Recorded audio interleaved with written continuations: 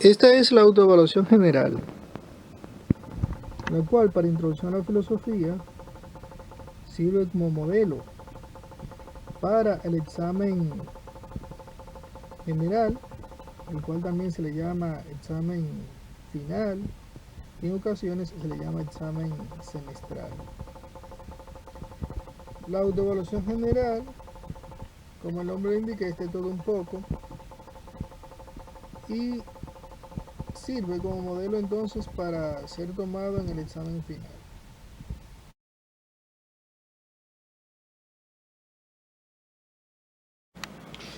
La autoevaluación general tiene una segunda parte que aparece aquí en la siguiente página, fase de aplicación.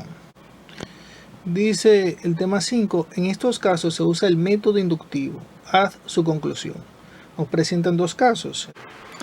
En la unidad 1 vimos el método inductivo, que es de Aristóteles, por eso se le conoce también como método aristotélico, que junto al método inductivo, al método deductivo, son los dos métodos de Aristóteles. En un principio tiene dos pasos, premisas y conclusión.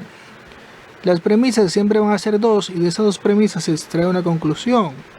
La característica de este método es que va de casos particulares, de experimentos particulares de las partes, va a la generalidad, es decir, al todo.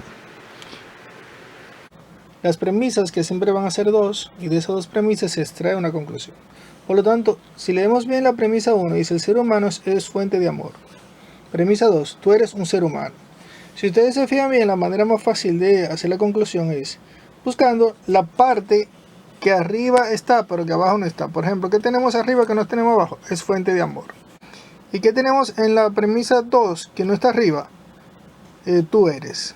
Por lo tanto, la conclusión sería combinar la parte de arriba que no se repite y con la parte de abajo que no se repite. Y esa será tu conclusión.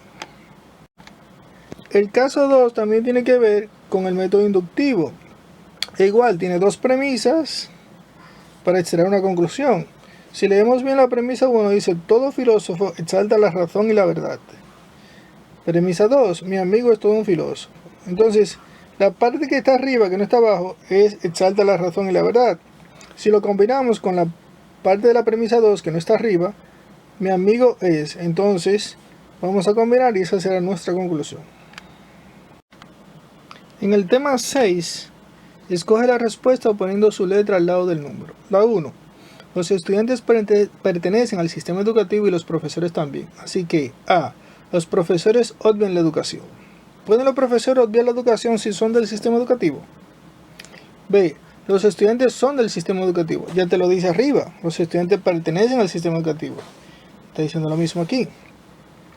C. Educativamente los dos se oponen. Si los dos pertenecen al sistema educativo, se oponen. O sea, en cuanto al sistema, porque ahí se basa la pregunta. D. Educativamente ambos convergen juntos. 2. La modernidad se basó en la razón. Y Descartes es padre de aquella, es decir, padre de la modernidad. ¿Qué concluyes? A. Descartes se basó en la razón. B. Descartes es el padre de la razón. ¿Tiene la razón algún padre? No, la filosofía sí, porque la filosofía se basa en la razón, pero no la razón como tal, es algo natural de todo ser humano. Nadie es padre de la razón. La razón es la base de la modernidad. Ya lo decía aquí, la modernidad se basa en la razón, lo estás repitiendo como cambiándote el orden. Y el padre de la modernidad no es Descartes. Bueno, como Descartes salta mucho la razón, se le considera el padre de la modernidad, de la época moderna, porque la época moderna le dijimos que se caracterizó porque se centra en el ser humano, es decir, es antropocéntrica y por lo tanto exalta mucho la razón. Entonces, si la modernidad se basa en la razón y Descartes es padre de aquella, o sea, de la modernidad, ¿qué quiere decir? Que Descartes es 3. Nietzsche se centra en los valores y estos son interés de la axiología. ¿Qué afirmamos? Si Nietzsche se centra en los valores y los valores son interés de la axiología, podemos afirmar, la axiología estudia a Nietzsche. No, la axiología estudia los valores. B, en los valores se enfoca Nietzsche. Ya lo dice aquí que Nietzsche se centra en los valores, lo está repitiendo. C. Nietzsche no cultiva la axiología y Nietzsche fomenta la axiología. Si Nietzsche se centró en los valores y los valores son interés de la axiología, quiere decir que Nietzsche se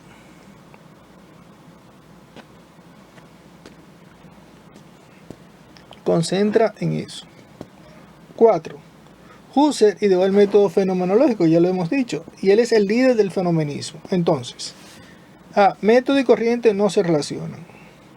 Pero si el método lo hizo Husserl y el fenomenismo también, claro que se relacionan. El fenomenismo va en la línea del método. Si el fenomenismo lo hizo Husserl y el método también, pueden ir en la misma línea.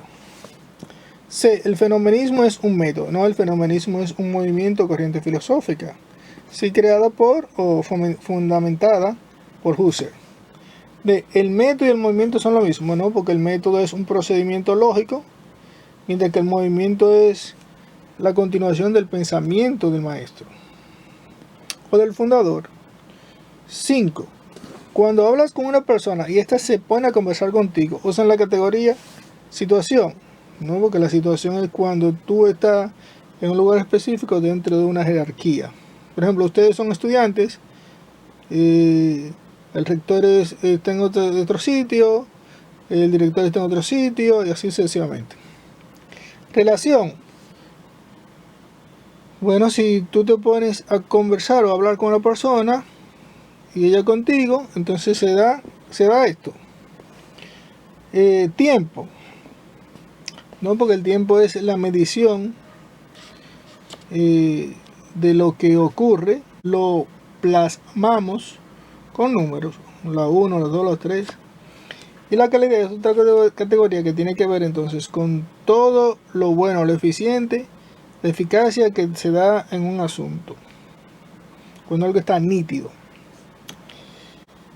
El tema 7, identifica cada paso en los casos y escribe en la raya. Entonces nos dan 3 casos. Uno es del método dialéctico. Otro de los métodos es el método dialéctico, que está encabezado por Platón, cuyo nombre verdadero es Aristóteles. Tiene 3 pasos: tesis, antítesis y síntesis. Y lo que caracteriza a este método es la contradicción o oposición de ideas.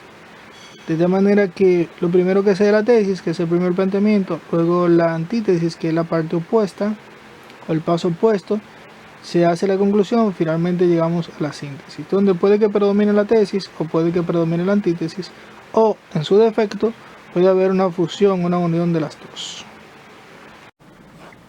Como ustedes saben, el método dialéctico tiene 3 pasos: tesis, antítesis y síntesis. Entonces, nos dan 3 enunciados para identificar cuál de los 3 es la tesis, cuál es la antítesis y cuál es la síntesis. Entonces tenemos que leer los 3. A. Yo digo que el principio de las cosas es trascendente. B. Pienso que hay algo de ambos en todo cuanto existe. C. El principio de todo es inmanente. ¿Cuál de esos 3 es la tesis?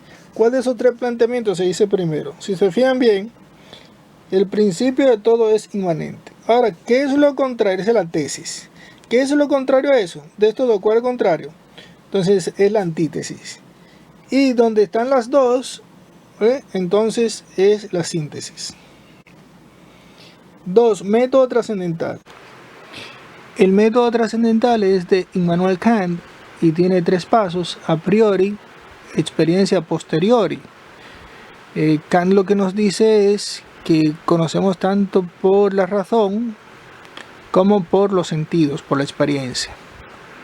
Lo a priori es antes de la experiencia cuando utilizamos los sentidos, y a posteriori después de la experiencia. Dijimos ya que tiene 3 pasos: a priori, experiencia, posteriori. Entonces también nos dan 3 enunciados.